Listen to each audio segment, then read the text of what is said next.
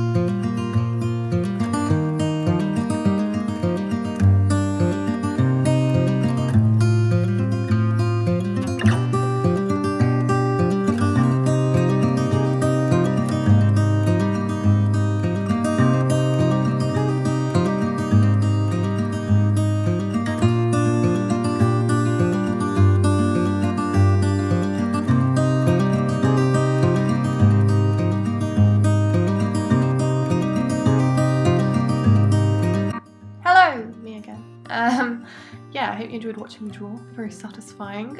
For backgrounds, sometimes I leave it blank, but I like adding little plants here and there. I had to have bees. If you don't know me, I just love bees. I have a tattoo of a bee. Bees are my favourite. Anyway, yeah, so I drew them in. I just hid them for now because I don't really need them. I popped the opacity down, added a new layer, made sure my background was white, and then I start working on a colour palette. I find this so helpful. Yeah, if you want a picture that's really put together, it really helps that you have your colour palette sorted out beforehand. I mean, you can switch this up after, but one thing, I learned this on Skillshare actually, like a while ago, is the less colours the better a lot of the time. So I think for this one I kind of stick to, how many colours? I don't know. So I usually pick around like 4 main colours and then different shades of that colour, if that makes sense.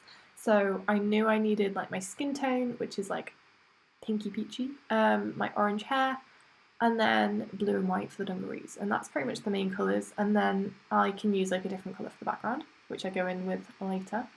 So yeah, I spend a while doing that, put them on a separate layer. Now, I know it is so annoying. It took me a while to get used to it, but layers are so important. Like, sort your layers out. You need layers for everything. For what I'm going to do, I need layer for every single part. Yeah, so for what I do now, I'm using just the regular, oh my god, what is it called? Just the hard brush on Photoshop, just the main one, you'll know what it is. And then I put my smoothing like all the way up. This will make sure your lines are really clean. And I focus on the parts that are going to be the same colour, if that makes sense. So yeah, so I trace over the face and make sure everything's really smooth, and then simply use the fill tool, fill it in, call that layer face, and then I'll go in with another layer, which is the neck layer, which is a slightly darker shade. I don't know what I'm doing with the layers there. I think I was going to do it all one layer, and then remembered how much easier it is the more layers you have, because when it comes to like doing all like the colouring and everything, if you have separate layers, it's just such a breeze and it's a lot more enjoyable. I get very stressful when things aren't on separate layers now because I'm so used to it. So yeah, so I will start going in with all my colours. It is just mainly block shapes that you don't have to worry about the detail at this point. So yeah, that's it. I'm going to let you watch me do all my little colourings and just notice how many layers I have. I cannot stress this enough. I need a clip of Shrek, just like layers. You need layers. All of them. Okay, enjoy watching this again. Basically, solid, smooth shapes, very simple. We go in with the detail after. Cool. And obviously make sure your layers are in the right order. If you're doing separate people, I always find it helpful to put them in different folders as well. So you'll have like girl 1, girl 2, boy 2. That's what I do with my commissions anyway, because things get complicated when you have so many layers. I've said layers too much. Okay, enjoy! Bye!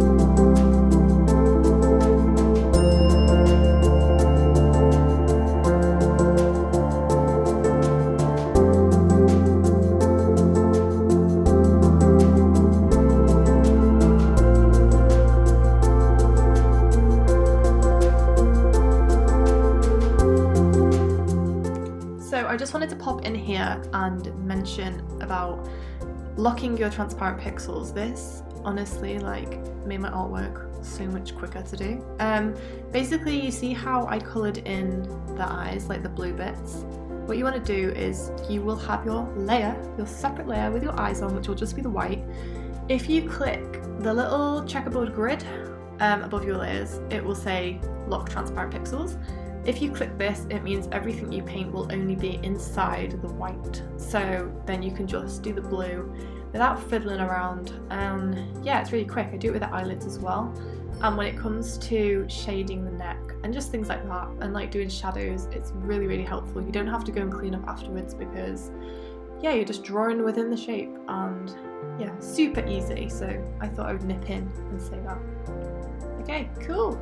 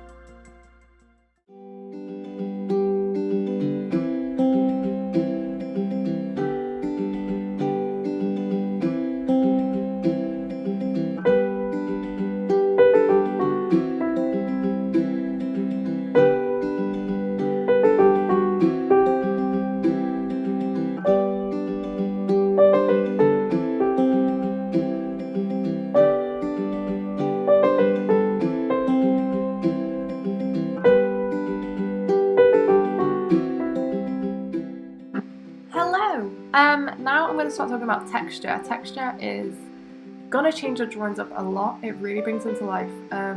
So what I do is I use the splatter brush, and then for each layer I tend to pick a lighter shade, and I just use the splatter brush at different sizes and just see what looks best really. You can play around with it a lot. You can use different kind of splatter brushes, different textures, whatever you prefer. Yeah, so I tend to do this with the hair, the eyelids, the cheeks and the clothing. That's just something I do, but you can try it with anything. It looks really good on backgrounds as well. I'm pretty sure I either forgot to do it on this background or I just didn't think it needed it. Yeah, after I've done like the textured bits, I go in with the pastel palooza again, the one I was sketching with at the start, and I just add in like little details. This works really well for hair, just to add in details because it looks really flat, like if I just use it as one big plain colour. So yeah, I add the textured splatters, go in with the details. Sometimes I'll use this for like clothing, if like the little lines I did there. And yeah, and then something else I love is adding freckles in. I'm a very freckly girl. I'm a little ginger girl. I was trying out loads of different things for this. Yeah, so I just added them over the face, on the shoulders. I thought it looked really cute. I really liked how they turned out actually. I tend to do pictures of people and then I just give everyone freckles because I think it makes it so much cuter. So yeah, after that I'm going to go in with the background, which is on another separate layer. I basically do the same thing, so I'm just making the shapes out of, I went for this like muted kind of green, that kind of worked with pastel colours. Go in, draw them, and then I go in with the pastel palooza again to do any of the lines. I kept this really simplistic really, I don't think it really needed too much. There's my little bumblebees, I love them so much. Adding little details like this really just brings it to life again, and yeah, I just duplicated a little bee there. That's a very quick way if you want, like you can do it with the leaves as well really, just duplicate things. And then I bring back the orange in with the flowers. Like I said, don't overcomplicate, I can't speak today. Don't overcomplicate your colours. And yeah, she is pretty much done. I hope you enjoyed this video. I had so much fun filming this. I want to do so much more. If you have any questions, pop them in the comment. Yeah, I'll see you all really soon. Bye!